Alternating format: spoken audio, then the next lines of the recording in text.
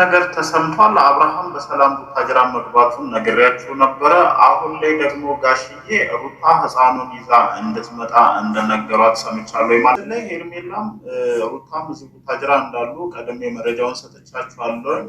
ጋሽዬ መግባቷን አላወቁም፣ ግን ወደ ቡታጅራ መታ ያለውን ነገር ተነጋግረው የአብርሽ የጤና ሁኔታ የሚመለስ ከእሷ ጋር ያለውንም ችግር እንደሚፈቱ መናገራቸውን ሰምቻለሁ። ጋሽዬ በየትኛውም አይነት ሁኔታ ከሩታ ጋር ያለውን ነገር ያስተካክላሉ። ሄርሜላ ጋር ያለውን ነገር ፍጹም እንደማይቀበሉ ለቡዜም ለዴቭም አስረግጠው እንደነገሯቸው ሰምቻለሁ። ያው እነሱም ለጋሽዬ ሲመልሱ ያሉት እኛ የጤና ሁኔታ ስለሚያሳሰበን እንጂ ከማንም ጋር መኖር የራሱ ምርጫ ነው። ይህን በተደጋጋሚም እየተናገርን ነበረ ማለት ነው። ልክኛ ኦርቶዶክስ ምናምን እንደሚባለው እንድታደርጉ ፈልጋለሁ። ሁላችሁም በማርያም ይዣችኋለሁ። ላይክ አድርጉ፣ ሰብስክራይብ አድርጉ። ከእግዚአብሔር ታገኛላችሁ። ከኔ ደግሞ ወደ ቤተሰቦቹ ሂዶ ራሱን እንዲያረጋጋ ነው እሷ ፍላጎቷ ማለት ነው። አሁን ምንድነው መሰላችሁ አብርሃም ወደ ቡታጅራ የሄደበት መንገድ የለም።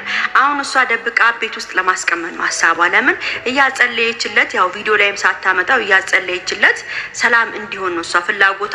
ሰላም ከሆነ ከ2 ቀን ከ3 ቀን በኋላ እንኳን ቢያንስ እንኳን ትንሽ ቢጸለይለት እና ከዛ ቡታጅራ ይዛው ልትሄድ እንደሆነ ነው እኔ የሰማሁት ማለት ነው ቤተሰብ። እና እኔ በጣም ደስ ብሎኛል ይሄን በማድረጓ። እሷ ጥሩ ስራ ነው እየሰራች ያለችው። ለምን አሁን እዚህ ጋራ ሁለቱም ሴቶች ክርክር ነው እንጂ ያዙት የአብርሃምን ጤንነት ማንም እየተከታተለ አይደለም። ወንድሟና እህቱና አንድ ጓደኛው ዳኒ ብቻ ናቸው ይሄን ስራ እየሰሩ ያሉ ማለት ነው። እንግዲህ ቤተሰብ በጣም እጅግ በጣም ነው የሚያሳዝኑት። ትናንትና ደግሞ አብርሃም አይታችኋል። ማንኛውም ሰው እየመጣ አብርሃም ላይ እየወሰነበት፣ አንዴ ሩታ ተወሰነበታለች፣ አንዴ ሄርሜላ ተወሰነበታለች፣ አንድ ቤተሰቦች ይወስኑበታል። እንግዲህ ሰው በቁሙ ሳይሞት በቁሙ ሰው ላይ የሚወሰንበት ጊዜ ላይ ነው የደረስነው ቤተሰብ። እኔ ምን አይነት አሻጥር የሆነ መድኃኒት እንደተደረገበት አብርሃም ላይ አላቅም። እንደዚህ አፍዝዞ አደንዝዞ ምኑም እንዳይሰራ አድርጎ ያስቀመጠውን ግን እግዚአብሔር አምላክ የእጁን ያገኛሉ፣ የእጃቸውን ያገኛሉ። ይህን ስራ የሰራ አብርሃም ላይ የእጁን ያገኛል። እና ቡዜ የሰራችሁ ስራ በጣም አሪፍ ስራ ነው የሰራችሁ። ሁለቱንም ሴቶች ሸውዳችኋለች ማለት ነው። እና ምንድነው መሰላችሁ አሁን አብርሃም ሄርሜላና ሩታ እንግዲህ በየፊናቸው እየተዘጋጁ ነው። የት ለመሄድ?